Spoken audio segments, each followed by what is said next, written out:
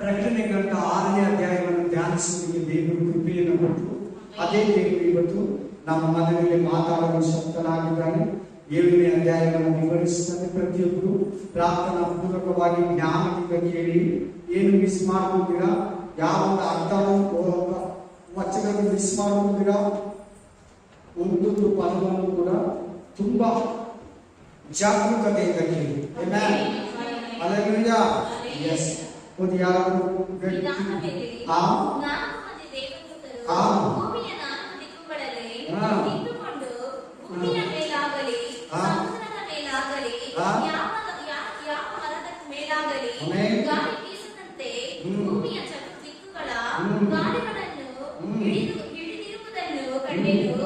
ಇದಲ್ಲದೆ ಮತ್ತೊಬ್ಬ ದೇವದೂತನು ಜೀವ ಸ್ವರೂಪನಾದ ದೇವರ ಮುದ್ರೆಯನ್ನು ಹಿಡಿದುಕೊಂಡು ಮೂಡನ ದಿಕ್ಕಿನಿಂದ ಏರಿ ಬರುವುದನ್ನು ಕಂಡೆನು. ಅವನು ಭೂಮಿಯನ್ನು ಸಮುದ್ರವನ್ನು ಹಿಡಿಸುವುದಕ್ಕೆ ಅಧಿಕಾರ ಹೊಂದಿದ ಆ 4 ಮಂದಿ ದೇವದೂತರಿಗೆ ನಾವು ನಮ್ಮ ದೇವರ ದಾಸರಿಗೆ ಹಣಿಯ ಮೇಲೆ ಮುದ್ರೆ ಹೊತ್ತುವ ತನಕ ಭೂಮಿಯನ್ನಾಗಲಿ ಸಮುದ್ರವನ್ನಾಗಲಿ ಮರಗಳನ್ನಾಗಲಿ ಹಿಡಿಸಬಿಡಿರಿ ಎಂದು ಮಹಾಶಬ್ದದಿಂದ ಕೂಗಿ ಹೇಳಿದನು. ಒಂದನೇ ವಾಕ್ಯದಿಂದ ನೋಡೋಣ. ಮೊದಲನೇ ಇದಾದ ಮೇಲೆ, ಅದು ನೋಡಿ ಪದ, ಮೊದಲನೇ ವಚನ ಇದಾದ ಮೇಲೆ. ಹಂಗಂದ್ರೆ ಏನಂತ ಅಂದ್ರೆ 6 ಮುದ್ರೆಗಳಾದ್ಮೇಲೆ. 6 ಮುದ್ರೆಗಳು ಯಾವ್ದು? 1ನೇ ಮುದ್ರೆ, 2ನೇ ಮುದ್ರೆ, 3ನೇ ಮುದ್ರೆ, 4ನೇ ಮುದ್ರೆ, 5ನೇ ಮುದ್ರೆ, 6ನೇ ಮುದ್ರೆ ಆದ್ಮೇಲೆ 6 ಮುದ್ರೆಗಳು ಭೂಮಿಯಲ್ಲಿ ನೆರವೇರಿದ ಮೇಲೆ ಏನ್ ನಡೀತೈತೆ ಅಂತ ಮುಂದಕ್ಕೆ ಕೊಡ್ತಾರೆ. ಏನ್ ನಡೀತೈತೆ? 7 ವರ್ಷ ಉಪದ್ರವ ಕಾಲ ಸ್ಟಾರ್ಟ್ ಆಗುತ್ತೆ. ಏನ್ ಸ್ಟಾರ್ಟ್ ಆಗುತ್ತೆ? 7 ವರ್ಷ उपद्रव काल, 7 साल का उपद्रव का समय शुरू हो जाएगा.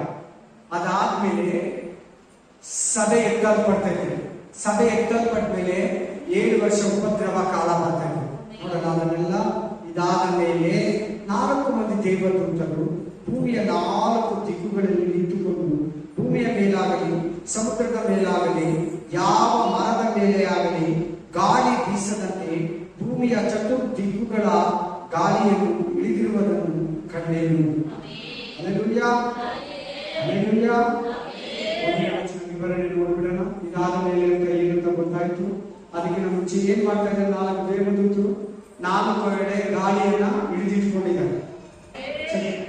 ಗಾಳಿಯನ್ನು ಹಿಡಿದಿದ್ದಾರೆ. ಗಾಳಿಯನ್ನು ಹಿಡಿದ್ರೆ ಏನಾಗುತ್ತೆ ಗೊತ್ತಾ? ಏನಾಗ್ತದೆ? ಅವ कंट्रोल कर रहे थे. देवदूत, स्वर्गदूत क्या कर रहे? 4 दिक्कू में ईस्ट, वेस्ट, नॉर्थ, साउथ, उत्तर, दक्षिण, पूरा चारों साइड में हवा को कंट्रोल कर रहे. हवा नया पृथ्वी का ऊपर ಭೂಮಿಯ ಮೇಲೆ ಗಾಳಿಯನ್ನು ಬೀಸದಂತೆ ಚತುರ್ದಿಕ್ಕುಗಳಲ್ಲಿ 4 ಪೂರ್ವ, ಪಶ್ಚಿಮ, ಉತ್ತರ, ದಕ್ಷಿಣದಲ್ಲಿ ಗಾಳಿಯನ್ನು ಹಿಡಿದಿದ್ದಾರೆ. ಏನಾಗ್ತದೆ? ಗಾಳಿಯನ್ನು ಇಟ್ಕೊಂಡ್ಬಿಟ್ರೆ ಫ್ಲೈಟ್ಗಳೆಲ್ಲ ಬಿದ್ದೋಗ್ಬಿಟ್ಟು, ಸ್ಯಾಟಲೈಟ್ ವರ್ಕ್ ಮಾಡಲ್ಲ, ಗ್ರಹಗಳು ವರ್ಕ್ ಮಾಡಲ್ಲ, ನಿಮ್ಮ ಮನೆ ಟಿವಿ ಓಡಲ್ಲ, ನ್ಯೂಸ್ ಚಾನೆಲ್ ಬರಲ್ಲ, ಫೋನ್ ಯಾವುದು ವರ್ಕ್ ಆಗಲ್ಲ, ರೈಲು ನಿಂತೋಗಲ್ಲ, ಡ್ಯಾಶ್ ನೋಡ್ಕೊಳ್ಬೇಕು ಅಲ್ಲಲ್ಲೇ. ಆಮೇಲೆ ಹಲ್ಲೆಲೂಯಾ, ಹಲ್ಲೆಲೂಯಾ. ಫೋನ್ಗಳು, ಟಿವಿ, ಟೇಷನ್ ಏನು ವರ್ಕ್ ಆಗಲ್ಲ, ಕಂಪ್ಲೀಟ್ ನಿಶ್ಶಬ್ದ. ಮನುಷ್ಯನೇ ಸೈಲೆಂಟ್ ಆಗ್ಬಿಡ್ತಾನೆ. ಕರೆಂಟ್ ಇಲ್ಲ, ಸಾರಿ, ಗಾಳಿ ಓಡಿಲ್ಲ. ಇದೆಲ್ಲ ಗಾಳಿನ ಬೇಸ್ಮೆಂಟ್ ಮಾಡಿರೋದು.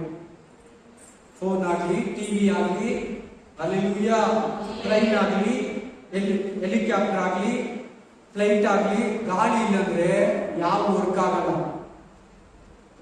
ಯಾಕೆ? ನೀರ್ ಮೇಲೆ ಹೋಗ್ತಾ ಇದ್ದಲ್ಲ, ಬೋಟ್, ಶಿಪ್, ಅವರು ಕೂಡ ಅಷ್ಟೇ. ಸಿಗ್ನಲ್ ದೂರ ಯಾವ್ದಾದ್ರೆ ಆಪೋಸಿಟ್ ಬರ್ತಾ ಇದೆ, ನಾವು ಸ್ವಲ್ಪ ಸೈಡ್ ತಗೊಳ್ಳೋಣ, ಎಲ್ಲ ಸಿಗ್ನಲ್ ಅದರಲ್ಲಿ. ಸ್ಯಾಟಲೈಟ್, ವೈರ್ಲೆಸ್ ಏನು ವರ್ಕ್ ಆಗಲ್ಲ. ಫೋನ್ ನಿಮ್ ಕೈಯಲ್ಲಿರೋ ಫೋನ್, ನಿಮ್ಮ ಮನೆಯಲ್ಲಿರೋ ಟಿವಿ, ಟ್ರೈನ್ಗಳು ಎಲ್ಲ ಕಂಪ್ಲೀಟ್ ನಿಶ್ಶಬ್ದ ಆಗ್ತದೆ. ಯಾಕೆ? ಯಾಕೆ ದೇವರಲ್ಲಿ ಗಾಳಿಯನ್ನ ತಡೀತಾ ಇದ್ದಾನೆ? ಗಾಳಿಗೆ ಯಾಕೆ ಬರಗಾಲ ಬರ್ತಾ ಇದೆ? ಗಾಳಿಗೆ ಯಾಕೆ ಕಷ್ಟ ಬರ್ತಾ ಇದೆ? ಗಾಳಿ ಇಲ್ಲಂದ್ರೆ ಗೊತ್ತಲ್ವಾ, ತುಂಬಾ ಕಷ್ಟ. ಗಾಳಿ ಇಲ್ಲಂದ್ರೆ ಏನೂ ಇಲ್ಲ. ಸಾರಿ ಹಂಗೆ ಆಗಿ ಸ್ಯಾಟಲೈಟ್ಗಳೆಲ್ಲ ನಿಂತೋಗಿ, ಗ್ರಹಗಳೆಲ್ಲ ನಿಂತೋಗಿ, ಫ್ಲೈಟ್ಗಳೆಲ್ಲ ವರ್ಕ್ ಆಗಲಿಲ್ಲ, ಟ್ರೈನ್ಗಳು ನಿಲ್ಲಿಸ್ಬಿಟ್ರು.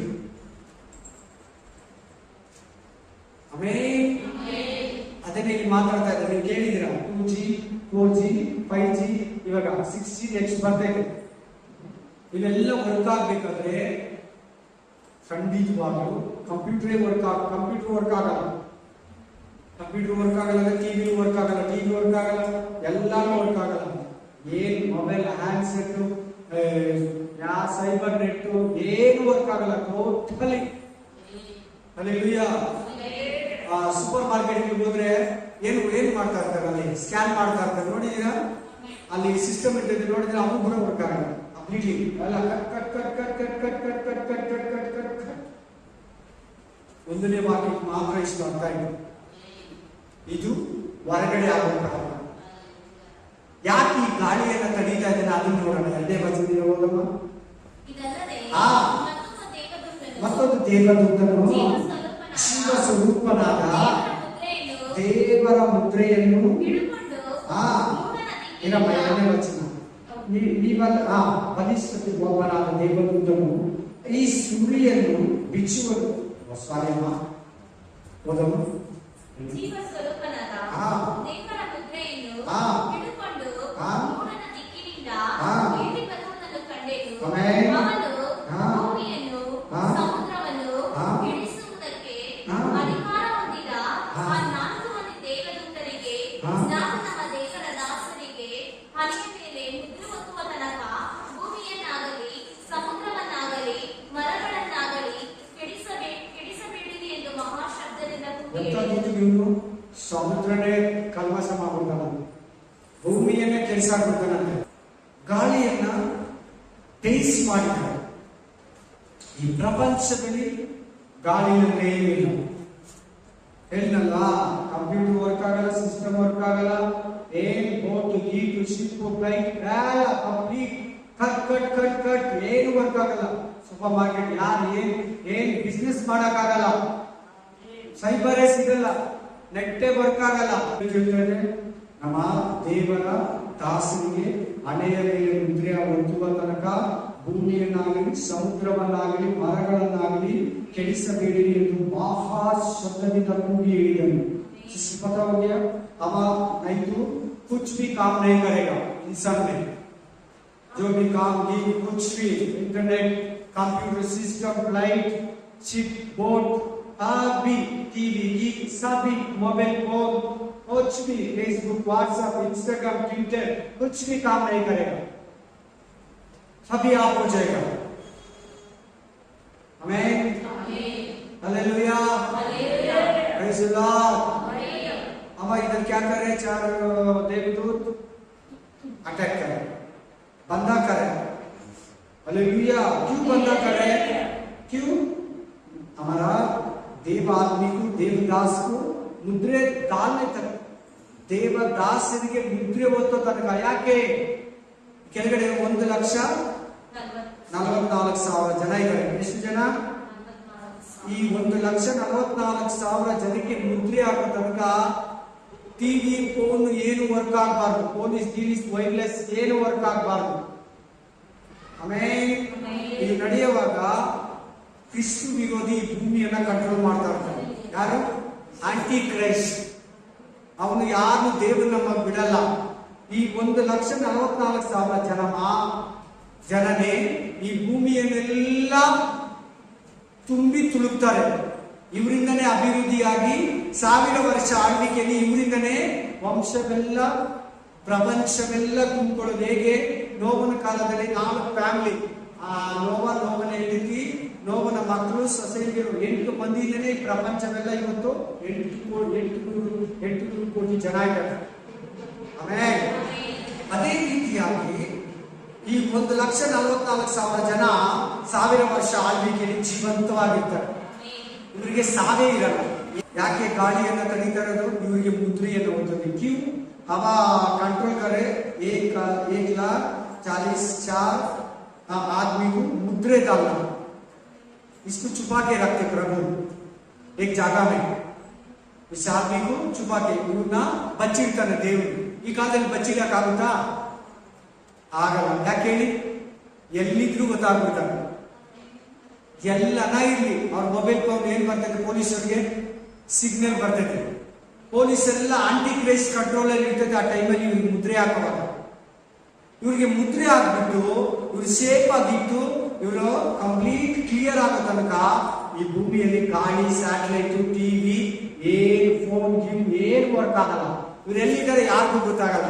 ಈಗ ಗೊತ್ತಾಯ್ತಾ ಯಾಕೆ ಗಾಳಿನ ಇಲ್ಲಿ ತಡೀತಾ ಇರೋದಂತ, ಯಾಕೆ ಗಾಳಿಯನ್ನು ಕಂಟ್ರೋಲ್ ಮಾಡ್ತಾ ಇದ್ದಾರೆ ಅಂತ ಗೊತ್ತಾಯ್ತಾ? ಆಮೇಲೆ ನಿಮಗೆ ಮುದ್ರೆ ಒತ್ತಬೇಕು.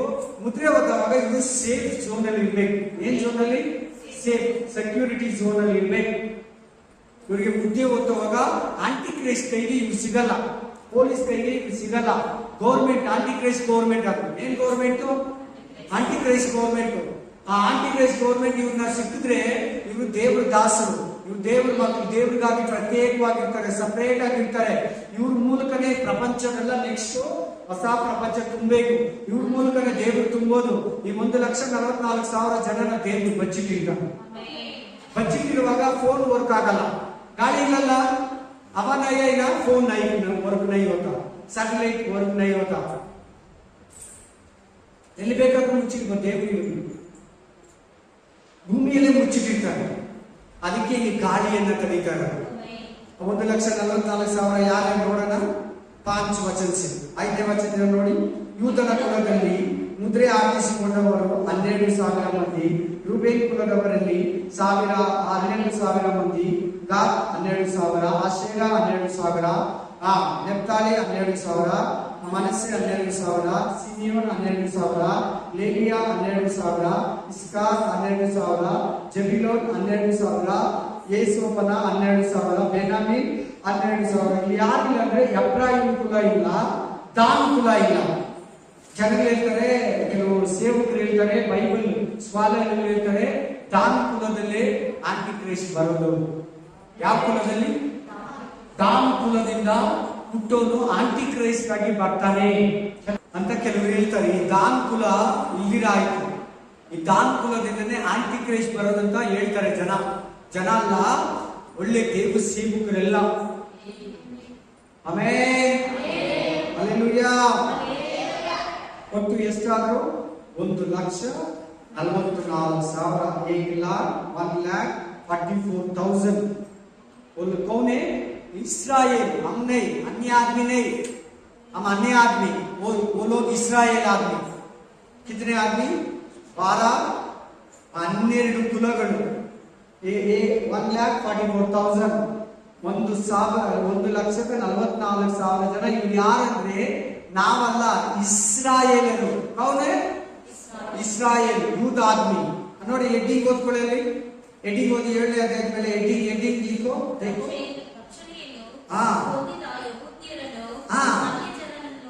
ಅನ್ಯ ಜನರನ್ನ, ಯಹೂದ್ಯರನ್ನ, 2 ಭಾಗ ಜನ ಇದ್ದಾರೆ. ಈಗ ಇಲ್ಲಿವರೆಗೂ ನೀವು ಕೇಳಿದ್ದು ಯಹೂದ್ಯರ ಬಗ್ಗೆ. ಯಾರು? 1,44,000 ಜನ ಯಹೂದ್ಯ ಆದ್ಮಿ, ಇಸ್ರಾಯೇಲ್ ಆದ್ಮಿ. ಯಾರು? 1,44,000 ಜನ ಯೂದ ಜನರು ಅಥವಾ ಇಸ್ರಾಯೇಲ್ ಜನರು. ಈಗ ಅನ್ಯ ಜನರು ಯಾರಂತ ನೋಡೋಣ. अन्य आदमी कौन देखेंगे? अन्य आदमी 9 वचन से शुरू होता, 9ನೇ ವಾಕ್ಯದಿಂದ ಅನ್ಯ ಜನರ ಬಗ್ಗೆ ಶುರುವಾಗುತ್ತೆ ನೋಡಿ. ಓದಮ್ಮ. ಇವುಗಳಾದ ಮೇಲೆ ಇಗೋ ಯಾರಿಂದಲೂ ಎಣಿಸಲಾಗದಂತ ಮಹಾಸಮೂಹ, बहुत बड़ा क्लाउड, बहुत बड़ा भीड़. भीड़ बोलते ना, भीड़ बोलते ना, हाँ भीड़ मतलब बहुत आदमी, ಬಡಿ ಭೀಡ್. ಹಲ್ಲೆಲೂಯಾ. ತುಂಬಾ ದೊಡ್ಡ ಒಂದು ಗುಂಪಿದೆ, ಯಾರ ಕೈಯಲ್ಲಿ ಎಣಿಸಕ್ಕಾಗಲ್ಲ. ಕಿಸಿ ಕಾ हाथ में गिनती नहीं कर सकता. हम ये आप भी रहना इसमें, ನೀವು ಇರಬೇಕಿದ್ರಲ್ಲಿ ನೋಡಿ. ಆಮೇಲೆ ಎಲ್ಲಿದ್ದೀಯ? ನರಕದಲ್ಲಿ ಇರ್ತೀರಾ? ನೀನ್ ಇರ್ಬೇಕು ಈ ಗುಂಪಲ್ಲಿ. ಇಲ್ಲಾಂದ್ರೆ 7 ವರ್ಷ ಉಪದ್ರವ ಕಾಲದಲ್ಲಿ ಇರ್ತೀಯ. ಇಲ್ಲಂದ್ರೆ ಪಾಪಿಯಾಗಿ ಸತ್ರೆ ಪಾತಾಳದಲ್ಲಿ ಇದ್ದು ಎಂಡಲ್ಲಿ ನರಕಕ್ಕೆ ಹೋಗ್ತೀಯ. ನೀನ್ ಇರ್ಬೇಕು ಈ ಗುಂಪಲ್ಲಿ. बहुत बड़ा भीड़ में आप भी रहना, हम भी रहना, इसलिए आप चर्च को आ रहे. ಅದಕ್ಕೆ ನೀವು ಚರ್ಚಿಗೆ ಬರ್ತಾ ಇರೋದು. ಈ ಗುಂಪಲ್ಲಿ ನೀವು ಇರ್ಬೇಕು. ಇನ್ನು ಎತ್ತಲ್ಪಟ್ಟಿಲ್ಲ, ಇನ್ನು ಹೋಗಿಲ್ಲ, ಮುಂದೆ ನಡೆಯೋದನ್ನ ಯೋಹಾನನಿಗೆ ತೋರಿಸ್ತಾ ಇರೋದು. इस वचन अभी तक सफल नहीं हुआ, आने वाला दिन में सफल होता. योहान को प्रभु दिखा रहे, योहान हमको लिखी हमारा हाथ में दिया, ಯೋಹಾನ ಬರೆದು ನಮ್ಮ ಕೈ ಕೊಟ್ಟಿದ್ದಾನೆ. ಅದನ್ನ ನಾನು ನಿಮಗೆ ದೇವರ ಸಹಾಯದಿಂದ ವಿವರಿಸ್ತಾ ಇದ್ದೀನಿ. ಇನ್ನು ಈ ವಾಗ್ದಾನ ನೆರವೇರಿಲ್ಲ. वचन सफल नहीं हुआ. क्या बोलते हैं इसको? सक्सेसफुल है तो क्या बोलते हैं? अभी तक पूरा नहीं हुआ. बराबर बात. ಇನ್ನು ಈ ವಾಕ್ಯ ನೆರವೇರಿಲ್ಲ. ಒಂದು ದಿನ ನೆರವೇರ್ತೈತೆ. ಆಮೆನ್. ಇದು ಪ್ರವಾದನೆ ವಾಕ್ಯ. ಭವಿಷ್ಯ ವಾಕ್ತ बोलते ಹಾ. ನಾವು ಕೂಡ ದೇವದಾಸರೇ, ಕ್ರೈಸ್ತರು. ಇವ್ರು ಯಾರಂದ್ರೆ ಯೇಸು ಕ್ರಿಸ್ತನ ರಕ್ತದಿಂದ ತೊಳೆಯಲ್ಪಟ್ಟವರು. कौन है? ये बहुत बड़ा भीड़ यीशु का लहू का द्वारा सफा किया. यीशु क्रिस्तನ ರಕ್ತದಿಂದ ತೊಳೆಯಲ್ಪಟ್ಟವರು ಇವರು. ಮುಂದೆ ಸಿಗುತ್ತೆ ವಾಕ್ಯ. आने वाला वचन में मिलते वो वचन, 14 वचन में मिलते वो इस वचन. ಯಜ್ಞದ ಕುರಿಮರಿ ಆತನ ರಕ್ತದಿಂದ ತೊಳೆಯಲ್ಪಟ್ಟವರು. ಯೇಸು ಕ್ರಿಸ್ತನ रक्त सुनिश्चित ಎಷ್ಟು ದಿನ ಆಯಿತು? 2000 ವರ್ಷ. यीशु मसीह हमारा सभी लोग के लिए लहू दिया ना, लहू से हमको सफा किया ना. हमारा पाप कितने साल हो गया? 2000 साल हो गया. 2000 का साल का पीछे मरने वाला वो लहू में सफा नहीं किया. ಅವರು ರಕ್ತದಿಂದ ತೊಳೆಯಲ್ಪಟ್ಟವರಲ್ಲ ನಾವು. ನಾವೆಲ್ಲಿರೋದು ಗೊತ್ತಾ? ಎಲ್ಲಿದ್ದೀರಿ ನೋಡಿ, ಎಲ್ಲಿದ್ದೀರಿ? ಮುಂದೆ ನೋಡಿ. ಎಲ್ಲಿ ಎಲ್ಲಂತೆ? 6ನೇ ವಚನ, 6ನೇ ಅಧ್ಯಾಯ 9ನೇ ವಚನ, 6, 9.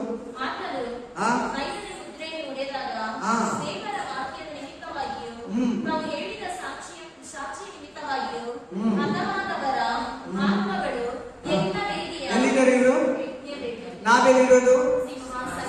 ತಿಳ್ಕೊಳ್ಳಿ. ಯಜ್ಞವೇದಿ ಅಂದ್ರೆ ಎಲ್ಲಿ ಗೊತ್ತಾ? ಅತಿ ಪರಿಶುದ್ಧ ಸ್ಥಳ, ಸಿಂಹಾಸನ. ಪರಿಶುದ್ಧ ಸ್ಥಳ ಮಿಡ್ಲ್ ಪ್ಲೇಸ್. ಫಸ್ಟ್ ಬಲಿಯನ್ನು ಕೊಡದೆ ಯಜ್ಞವೇದಿ. ಅವ್ರು ಯಾರಂದ್ರೆ ಹಳೆ ಒಡಂಬಡಿಕೆಯವರು, ಧರ್ಮಶಾಸ್ತ್ರ ನಿಯಮದವರು. ಯಾರವರು? ಧರ್ಮಶಾಸ್ತ್ರ ನಿಯಮ. ಯಜ್ಞವೇದಿ ಹತ್ರ ಇದ್ದಾರೆ. ಅದು ಪರಲೋಕನೇ. ಯಜ್ಞವೇದಿ ಕೂಡ ಎಲ್ಲಿರೋದು? ಪರಲೋಕನೇ. ಯಜ್ಞವೇದಿ ಪರಿಶುದ್ಧ ಸ್ಥಳ, ಅತಿ ಪರಿಶುದ್ಧ ಸ್ಥಳ, ಮೋಸ್ಟ್ ಹೋಲಿ ಪ್ಲೇಸ್ ಅಲ್ಲಿ ನಾವಿರೋದು. ಏನ್ place? Not holy, most holy. ಆಮೇಲೆ ಥಿಯೇಟರ್ ಅಲ್ಲಿ ಹೆಂಗಿರ್ತದೆ? Balcony, second class. Balcony first ಅಲ್ಲ, Gandhi class, second class, balcony. Hallelujah. Balcony ಸ್ವಲ್ಪ ಕಾಸ್ಟ್ಲಿ ಅಲ್ವಾ? ಪರಲೋಕ ಉಲ್ಟಾ. ಪರಲೋಕ ಏನು? ಉಲ್ಟಾ. ಫಸ್ಟ್ ಇರೋರೆ ನಂಬರ್ 1.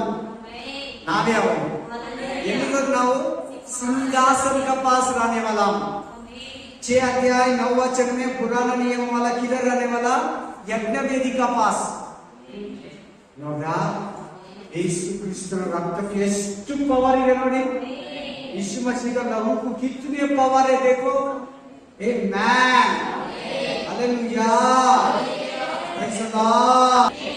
ಕಂಟಿನ್ಯೂ ಮಾಡೋಣ. ಸಿಂಹಾಸನದ ಮುಂದೆಯೂ ಹಾ, ಯಜ್ಞದ ಕುರಿಯಾದಾತನ ಮುಂದೆಯೂ ನಿಂತಿರುವುದನ್ನು ಕಂಡೆನು. ಅವರು ಸಕಲ ಜನಾಂಗಗಳ ಭಾಷೆ. ಅವರು ಯಾರು?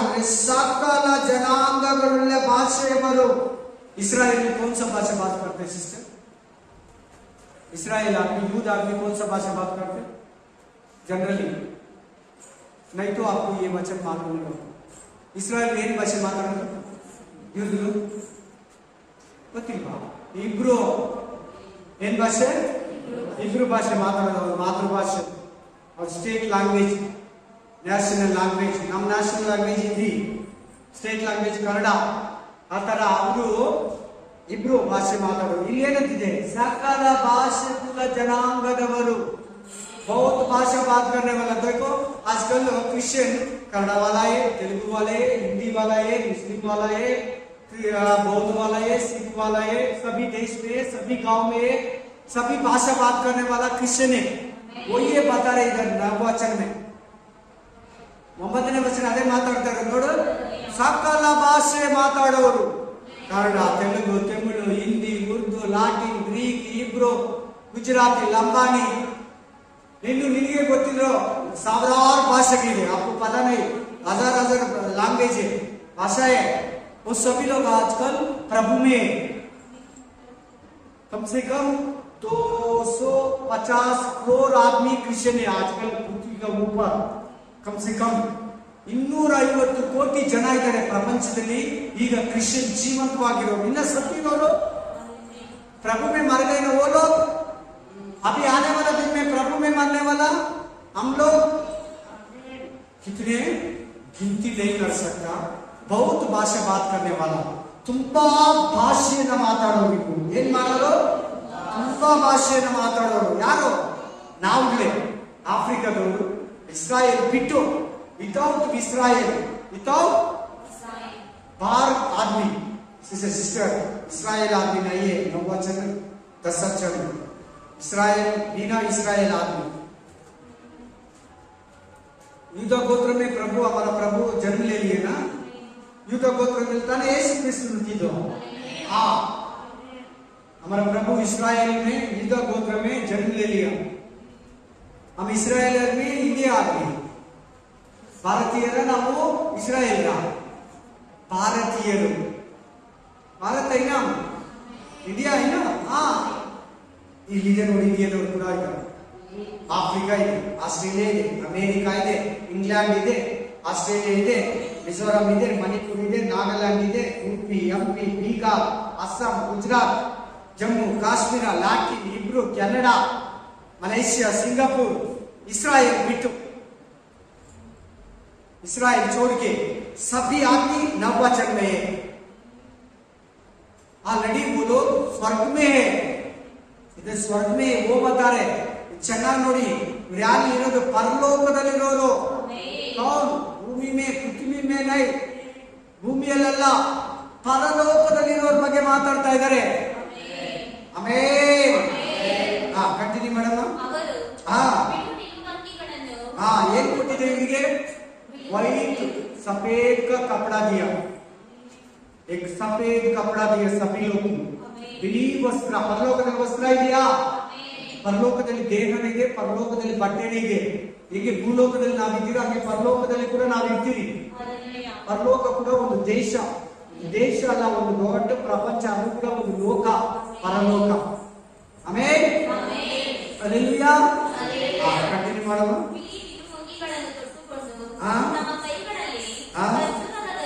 ಕೈಯಲ್ಲಿ ಏನಿದೆ ಇವರಿಗೆ? ಎಲ್ಲ ಕೈಯಲ್ಲಿ ಖರ್ಜೂರದ ಗರಿಗಳನ್ನು ಹಿಡಿದುಕೊಂಡಿದ್ದರು. ಅವರು ಸಿಂಹಾಸನನಾಗಿರುವ ಸಿಂಹಾಸನರಾಸೀನನಾಗಿರುವ ಅಂದ್ರೆ ಸಿಂಹಾಸನ ಮೇಲೆ ಕೂತಿರೋರು. ಹಲ್ಲೆಲೂಯಾ. ಆಮೇಲೆ ನಮ್ಮ ದೇವರಿಗೂ ಯಜ್ಞದ ಕುರಿಮರಿಯಾದ ಆತನಿಗೂ ನಮಗೆ ರಕ್ಷಣೆ ಉಂಟಾದಕ್ಕಾಗಿ ಸ್ತೋತ್ರ ಎಂದು ಮಹಾಶಬ್ದದಿಂದ ಕೂಗಿದರು. ಯಾರಿವರು? ರಕ್ಷಣೆ ಹೊಂದಿರೋರು. ಯಾರಿವರು? ಆಲ್ರೆಡಿ ಇವ್ರ ರಕ್ಷಣೆ ಕ್ಲಿಯರ್. ಇವ್ರು ಪರಲೋಕದಲ್ಲಿದ್ದಾರೆ. ಇವಾಗ ನಮ್ಗೆ ರಕ್ಷಣೆ ಆಗಿದೆಯಾ? हम उतार में मिल गए, हमको रक्षण मिल गया. ನಮಗೆ ರಕ್ಷಣೆ ಆಗಿದೆಯಾ? ರಕ್ಷಣೆ ಸಿಕ್ಕಿದೆಯಾ? ಹೇಳ್ಬೇಕು, ಬೇಗ ಮಾತಾಡ್ಬೇಕು. ಚಿಕ್ಕ ಮಕ್ಕಳು ಕೂಡ ಸಿಕ್ಕಿದೆಯಾ ಇಲ್ವಾ ಹೇಳ್ಬೇಕು, ಜೋರಾಗಿ ಹೇಳೋರು. ರಕ್ಷಣೆ ಸಿಕ್ಕಿದೆಯಾ ಇಲ್ವಾ? ಕ್ಲಿಯರ್ ಆಗಿದೆ ಇಲ್ವಾ ನಮ್ಮ ರಕ್ಷಣೆ?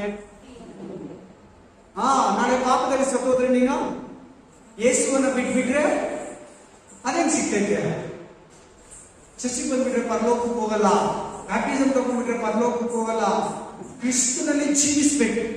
ಯಾರಲ್ಲಿ? क्रिस्त में जीवन जीना. परलोक चर्च को आने को स्वर्ग नहीं पहुंचेगा, बैप्टिज्म लेने तो स्वर्ग नहीं पहुंचेगा. प्रभु में रहना. हालेलुया. परलोकಕ್ಕೆ ಹೋದ್ಮೇಲೆ ನಮಗೆ ರಕ್ಷಣೆ. ನಾವು ರಕ್ಷಣೆಗಾಗಿ ಲೈನಲ್ಲಿ ನಿಂತಿದ್ದೀವಿ. ಇನ್ನು ಅನ್ಯ ಜನರು ಲೈನಿಗೆ ಬಂದಿಲ್ಲ, ನಾವು ಲೈನಲ್ಲಿ ನಿಂತಿದ್ದೀವಿ. ಪರಲೋಕಕ್ಕೆ ಹೋಗೋ ಮಾರ್ಗದಲ್ಲಿ ನಿಂತಿದ್ದೀವಿ. स्वर्ग जाने मार्ग में खड़ाया, लाइन में खड़ाया. अन्य आदमी अभी तक नहीं आए. तुम्हारा बंधु लोग, हमारा बंधु लोग नहीं आया, क्यों में। हम क्यों में स्वर्ग होना, प्रभु आपका राज्य होना लेने के लिए रेडी में था। दे रहे उस दिन आप लेते, अभी तक नहीं मिला। देने तक हम पवित्र में रहना ಸಿಗೋ ತನಕ ನಾವು ಪವಿತ್ರರಾಗಿ ಜೀವಿಸಬೇಕು. ನಾವು ನಿಂತಿರೋರು ಕೊಡುವಂತ ಆ ಲೈನಲ್ಲಿ ನಡ್ಕೊಂಡು ಹೋಗ್ತಾ ಇರೋರು. मार्केट में एक वस्तु मिलती है, मार्केट को जाना, इधर रहने को नहीं मिलेगा। सो स्वर्ग जाने का है तो स्वर्ग का मार्ग में चलाना, मार्ग में स्वर्ग का मार्ग में चलने को वो स्वर्ग मिलेगा. अर्थ आगे ಇವಾಗ ಎಷ್ಟು ಜನ ಹೋಗ್ಬಿಡ್ತಾರೆ ಗೊತ್ತಾ, ಕ್ರಿಶ್ಚಿಯನ್ ಇಂದ ವಾಪಸ್ क्रिश्चियन से बाहर चला जाएगा, वो इसको मिलेगा नहीं मिलेगा. क्रिश्चियन में रहके पाप करते वो इसको मिलेगा नहीं मिलेगा स्वर्ग. ಚೆನ್ನಾಗಿ ಕೇಳಿ, ಗಮನ ಕೊಟ್ಟು ಕೇಳಿ. ಇಲ್ಲಿ ಏನಾಗಿದೆ ಅಂತ ಪ್ರೇಯರ್ ಮಾಡ್ತಾ ಇದ್ದಾರೆ ಅವರು. ಏನಂತ ಪ್ರೇಯರ್ ಮಾಡ್ತಾ ಇದ್ದಾರೆ?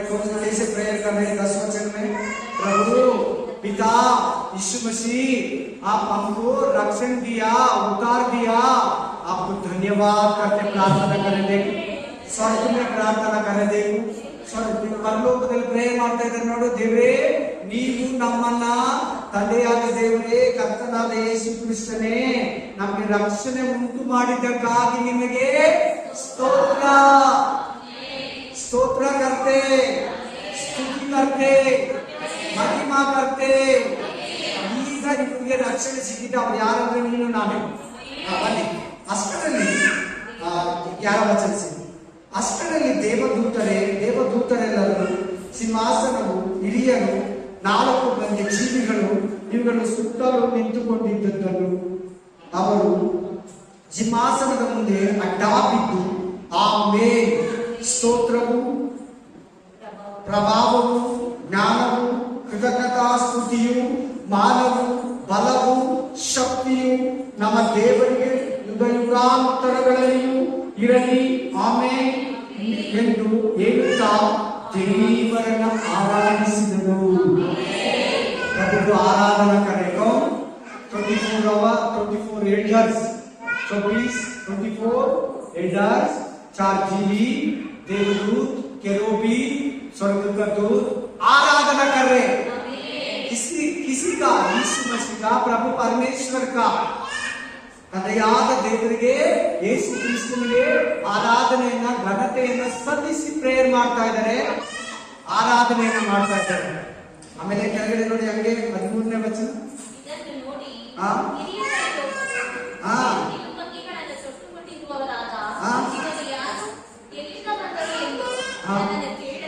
ಸಾಕಿದಮ್ಮ 13 ವಚನ ಪಡೋ ಸಿಸ್ಟರ್.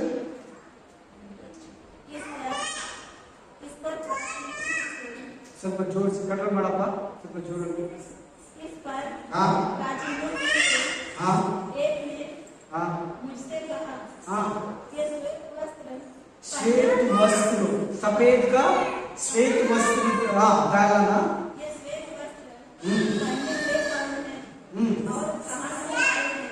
कहाँ से? कौन पूछ रही सिस्टर? किसी को पूछ रही सिस्टर? नहीं गई यार ना क्या कर रहे ನೋಡಿ ನೋಡಿ ನೋಡ್ಕೊಳ್ಳಿ ಎಲ್ಲರೂ ಉತ್ತರ ಕೊಡಿ. वो पहले का लोग प्राचीन का पुराना का लोग कुछ नहीं, ये लोग कहाँ से? हाँ कौन पूछ रही है? वो पढ़े नहीं पूरा प्लान ನೋಡ್ಕೊಳ್ಳಿ ಚೆನ್ನಾಗಿ ನೋಡಿ. 13ನೇ ವಚನ. ಇದನ್ನು ನೋಡಿ ಹಿರಿಯರಲ್ಲಿ ಒಬ್ಬನು ಬಿಳಿ ನಿಲುವಂಗಿಯನ್ನು ತೊಟ್ಟುಕೊಂಡಿರುವವರಾದ ಇವನು ಯಾರು ಎಂದು ಬಂದು ನನ್ನನ್ನು ಕೇಳಲು. ಬೇಗ 24 आदमी बड़ा आदमी, एक आदमी आके किसी को पूछ रहे. ಇವಾಗ ಹೇಳ್ತೀನಿ 24 ಮಂದಿ ಹಿರಿಯರಲ್ಲಿ ಒಬ್ಬನು ಬಂದು ಈ ಬಿಳಿ ನಿಲುವಂಗಿಯನ್ನು ಕಟ್ಕೊಂಡಿರೋ ಈ ಮಹಾಕೂಟ ಯಾರು? कौन? श्वेत वस्त्र कौन डाला? हम लोग, अन्य आदमी क्रिश्चियन हो गए ना, प्रभु का बच्चे हो गए ना हम लोग. कौन है पूछ रहे? किसी का पूछ रहे? कौन पूछ रहे? 24 आदमी में एक आदमी पूछ रहे. किसी को पूछ रहे? ಯೌವನ ಸಿಸ್ಟರ್ ಯೋಹಾನನನ್ನ ಕೇಳ್ತಾ ಇರೋದು. ನನ್ನನ್ನು ಅಂತ ಇಲ್ವಾ? ಮೇರಾಕು ದೇಖೋ यहून्ना लिखा ना इस कौन लिखा? प्रकाशित पुस्तक यहून्ना लिखा, ಜಾನ್ ಬರೆದಿದ್ದು. ಜಾನ್ನ ಕೇಳ್ತಾ ಇರೋದು, ಯೋಹಾನನನ್ನ ಕೇಳ್ತಾ ಇದ್ದಾರೆ. ಯೋಹಾನ ಏನ್ ಹೇಳ್ತಾ ಇದ್ದಾರೆ ನೋಡಿ, ಯಹೂನ್ನ ಕ್ಯಾ ಬೇಕು 14 ವಚನ, ಅಯ್ಯ ನೀನೇ ಬಲ್ಲೆ, आपको मालूम है मेरा को पता नहीं, ನಿನಗೆ ಗೊತ್ತು ನನಗೆ ಗೊತ್ತಿಲ್ಲ. ಬಡ ಸಿಸ್ಟರ್ हाँ उसने कहा, हाँ हे स्वामी, हाँ कोई जानता है? हाँ मेरे को पता नहीं, मैं भूलोक से आया, तुम स्वर्ग में रहने वाला, मेरे को पता नहीं, तुमको पता है. हाँ क्या बोला देखो, चलो बड़ा आदमी हाँ ನನಗೆ ಇವರು हाँ ಆ ಮಹಾಹಿಂಸೆಯನ್ನು ಅನುಭವಿಸಿ ಬಂದವರು. हाँ ಎತ್ತರ ಗುರಿಯಾದಾತನ हाँ ರಕ್ತದಲ್ಲಿ हाँ ತಮ್ಮ ನಿಲುವಂಗಿಗಳನ್ನು ತೊಳೆದು हाँ ಶುದ್ಧ ಮಾಡಿದ್ದಾರೆ. हाँ कौन है? यीशु मसीह का लहू का द्वारा सफा हो गया. हमने नावल यीशु क्रिस्त रक्त ने तोड़े पर नावे कितना मक्के पड़सी यानी ग्रुप हो ये मोहम्मद ने वचन में लिखा यार नववचन महीना कौन है? ये हेडिंग ಹೇಳ್ತಾ ಇದೆ ನೋಡಿ, अन्य ಜನಗಳಂತಿದೆ. हेडिंग है सिस्टर तुम्हारा अध्याय में, हेडिंग 7 अध्याय के ऊपर हेडिंग क्या है? इस्राएल के 1,44,000 इजराइल हेडिंग बाद में बात करते हैं छोड़ो ಅಲ್ಲಿ 14ನೇ ವಚನದಲ್ಲಿ ಬನ್ನಿ. ಅವನು ನನಗೆ ಇವರು ಆ ಮಹಾಹಿಂಸೆಯನ್ನು ಅನುಭವಿಸಿ ಬಂದವರು. ಯಾವಾಗ ಅನುಭವಿಸಿದ್ರು? क्रिश्चियन तकलीफ से, कष्ट से, दुख से, विरोध से, अपमान से, व्याधि से ಅವನು ನನಗೆ ಇವರು ಮಹಾಹಿಂಸೆಯನ್ನು ಪಡಿಸಿದ 14 ವಚನ. मैंने उससे कहा, हे स्वामी, तू ही जानता है. हाँ उसने मुझसे कहा, हाँ ये वे हैं हाँ जो उस महाकलेश में से महाकलेश कब सिस्टर कब हो गए सिस्टर? कभी भी आप प्रॉब्लम बोलते ना वो ये महाहिंसा महाकलेश में से हाँ ಯಾವ हिंसे आएगी निಮಗೆ? निकल कर आए हैं. क्रिश्चियन लाइफ आराम वाला, क्रिश्चियन का जीवित आराम नहीं. एक दिन भी क्या कैसे लगता है? लड़ाई कुछ आगे रहेगा, ಏನೋ ಒಂದು ಹೋರಾಟ, ಏನೋ ಒಂದು ಶೋಧನೆ, ಯಾರಾದ್ರೂ ಬೈತಾರೆ, ಏನೋ ಒಂದು ಗಲಾಟೆ, ಏನೋ ಒಂದು ಸಮಸ್ಯೆ, ಮನೆಯಲ್ಲಿ ಪ್ರಾಬ್ಲಮ್, ಚರ್ಚಲ್ಲಿ ಪ್ರಾಬ್ಲಮ್, ಕೆಲಸದಲ್ಲಿ ಪ್ರಾಬ್ಲಮ್, ಜಾಬ್ ಅಲ್ಲಿ, ಕಾಲೇಜಲ್ಲಿ, ಸ್ಕೂಲಲ್ಲಿ ಬೈಸ್ಕೊಂಡೇ ಅವ್ರು ಪ್ರೇಯರ್ ಮಾಡ್ಬೇಕು, ಬೈಸ್ಕೊಂಡೇ ಅವ್ರು ಬೈಬಲ್ ಓದ್ಬೇಕು, ಬೈಸ್ಕೊಂಡೇ ಚರ್ಚಿಗೆ ಬರ್ಬೇಕು, ಬೈಸ್ಕೊಂಡೇ ವಾಕ್ಯ ಓದ್ಬೇಕು. ಅದೇ ಮಹಾಹಿಂಸೆ. ಕ್ರಿಸ್ತುಗಳಾದ್ರೆ ಕ್ರಿಸ್ತುಗಳನ್ನ ಬೈತಾರೆ, ಕ್ರಿಸ್ತುಗಳಂದ್ರೆ ಒಂಥರ ನೋಡ್ತಾರೆ. ಕ್ರಿಶ್ಚಿಯನ್ ಮತ್ತು ಜೈಸ ದೇಗೆ ಗೌರ್ಮೆಂಟ್ ಒಳ್ಳೆಯ ಮಹಾಹಿಂಸೆ, ಮಹಾಕಲೇಶ ನೋಡಿ ಎಷ್ಟು ಅರ್ಥ ಇದೆ ನೋಡಿ ವಾಕ್ಯ. ಈ ಭೂಮಿಯಲ್ಲಿ ನಿಜವಾದ ಎಲ್ಲಾ ಕ್ರಿಸ್ತುಗಳು ಪರಲೋಕಕ್ಕೆ ಹೋಗಲ್ಲ. सभी क्रिश्चियन स्वर्ग नहीं पहुंचेगा. कौन ऐसा अपमान, दुख, समाधान, व्याधि, अपराध, निंदन सभी कंट्रोल करके प्रेयर करना. सभी सुन के देख के एक बात सुन के एक कार लेके प्रार्थना करके बाइबल पढ़ के रहने वाला तो स्वर्ग. मेरा को कोई गाली नहीं देना, कोई अपमान नहीं करना, कोई खेली नहीं करना, ನನ್ನ ಯಾರು ಬೈಲಿ ಮಾಡಬಾರ್ದು, ನನ್ನ ಯಾರು ಬೈಬಾರ್ದು, ನನ್ನ ಯಾರು ಹೊಡಿಬಾರ್ದು, ಅವ್ರು ಪರಲೋಕ ಕೂಡ. ಅರ್ಥ ಆಯ್ತಾ? ಕ್ರಿಶ್ಚಿಯನ್ ನಮ್ಗೆ ಯಾಕೆ ಅವಮಾನ, ನಮ್ಗೆ ಯಾಕೆ ಬೈತಾರೆ, ನಮ್ಗೆ ಯಾಕೆ ಅವಮಾನ ಮಾಡ್ತಾರೆ, ನಮ್ಮನ್ನ ಯಾಕೆ ಒಂಥರ ಹೌದು ನೀನು ಹಂಗೆ ನೋಡೋದೇ ಈ ಮಹಾಹಿಂಸೆ. हमको क्यों एक जैसे देखते, हमारा एक अलग जैसे देखते, क्यों हमको डांटते, क्यों हमको मारते, क्यों हमको एक जैसे देखते इंसान में? वो ये महाकलेश, ಮಹಾಹಿಂಸೆ ಏನದು? ಪ್ರತಿನಿತ್ಯ ಕ್ರಿಶ್ಚಿಯನ್ಸ್ ಏನಾನ್ನ ಒಂದು ಸ್ಟ್ರಗಲ್ಸ್ ಇರ್ತದೆ. ನನಗಂತೂ ಬಲೆ ಬೀಗ ನೀವೆಲ್ಲರಿಗಿಂತ मेरे को बहुत ऐसा एक दिन भी कोई एक प्रॉब्लम, कोई एक टेंशन, कोई एक तकलीफ, इसका बीच में प्रार्थना, इसका बीच में स्वर्ग, इसका बीच में प्रभु को आराधना करते. हिंसे ಕರೆಕ್ಟ್ ಆಗಿದ್ರು ಒಂದು ಮಾತಾಡ್ತಾರೆ, ಎಷ್ಟೇ ಕರೆಕ್ಟ್ ಆಗಿರ್ಲಿ ಏನನ್ನ ಒಂದು ಸುಮ್ಮನೆ ನಮ್ಮ ಮೇಲೆ ಹೇಳ್ತಾರೆ. कितने अच्छे तरफ से रहने तो एक बात बोलते वो ये हिंसा. ಒಯ್ಯೆ ಬರ್ತಾರೆ ಅವನಿಗೆ ಗೊತ್ತು ಯೋಹಾನನ ಕೇಳಿದ್ರೆ ಗೊತ್ತಾ ಗೊತ್ತಿಲ್ವಾ, ಗೊತ್ತಿಲ್ಲ. ಯೋಹಾನಿಗೆ ಗೊತ್ತು, ಅದು ಕೂಡ ಗೊತ್ತು. ನಮಗ್ ಬೇಕಂತ ಅಲ್ಲಿ ಹೇಳ್ತಾರೆ. हमको जगदे इस वचन का अर्थ इसलिए प्रभु हमको बता रहे ಒಂದು ದಿನ ಕ್ರಿಶ್ಚಿಯನ್ ನೋವು, ವೇದನೆ, ದುಃಖ, ಅವಮಾನ, ನಿಂದನೆ ಬಯಸ್ಕೊಂಡು ಒಡಿಸ್ಕೊಂಡು ಪಾಸ್ಟರ್ ಕಥೆ ಅಂತೂ ಬೇಡ. ನೀನ್ ಯಾಕ ಬಂದಿದ್ದೀಗ ವಾಕ್ಯ ಹೇಳಕ? ನೀನ್ ಯಾರು ಇಲ್ಲಿ ಬಂದಿದ್ದಿ? ಹೋಗ ನಮ್ಮ ಮನೆ ಬಿಟ್ಟು, ಹೋಗ ನಮ್ಮ ಊರು ಬಿಟ್ಟು ಹೊಡ್ಕೊಂಡು ಹೋಗ್ತಾರೆ. ಅದು ಹಿಂಸೆ ಹತ್ರ ಇನ್ನೇನು? हंस लोग विश्वासी लोग तुम चर्चा में तो पानी नहीं देते, तुम प्रभु को विश्वास करने तो हमारा गांव में नहीं रहना बोलते हैं. चलिए ಮನುಷ್ಯರು ಹೊಡಿತಾರಲ್ಲ, ಬೈತಾರಲ್ಲ, ಕೊಲೆ ಮಾಡ್ತಾರಲ್ಲ, ಬೆಂಕಿಯಲ್ಲಿ ಸುಡ್ತಾರಲ್ಲ, अग्नि में जलाते क्रिश्चियन को, वो हिंसा है ना? अग्नि माताते महाकलाश वही बता रही है वचन.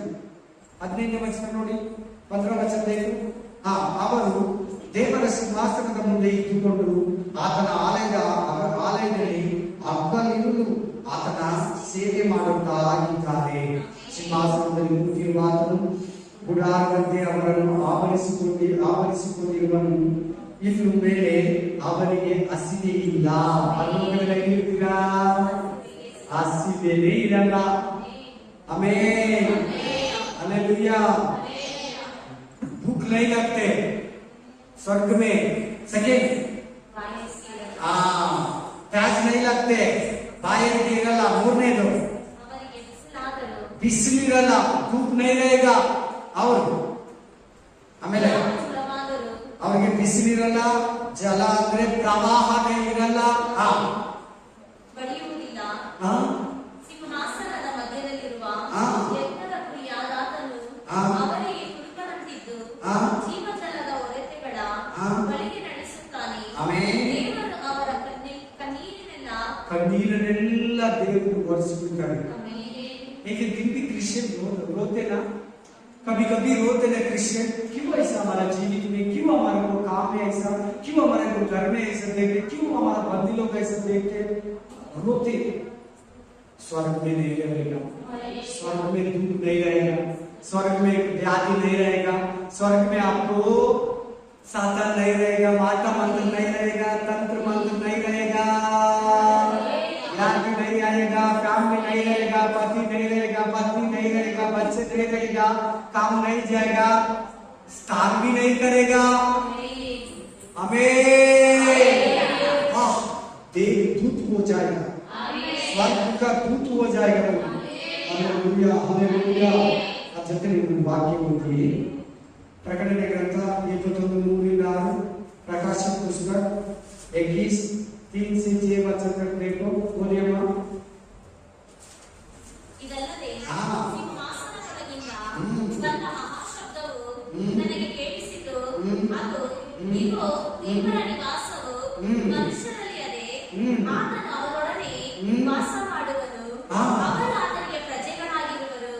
ದೇವರು ತಾನೇ ಅವರ ಸಂಗಡ ಇರುವನು, ಅವರ ಕಣ್ಣೀರನ್ನೆಲ್ಲ ಒರೆಸಿಬಿಡುವನು. ಸ್ವರ್ಗದಲ್ಲಿ ಅವರ ಕಣ್ಣೀರೆಲ್ಲ ಒರೆಸಿಬಿಡ್ತಾರೆ. कितने रोते आजकल आप रोते ना,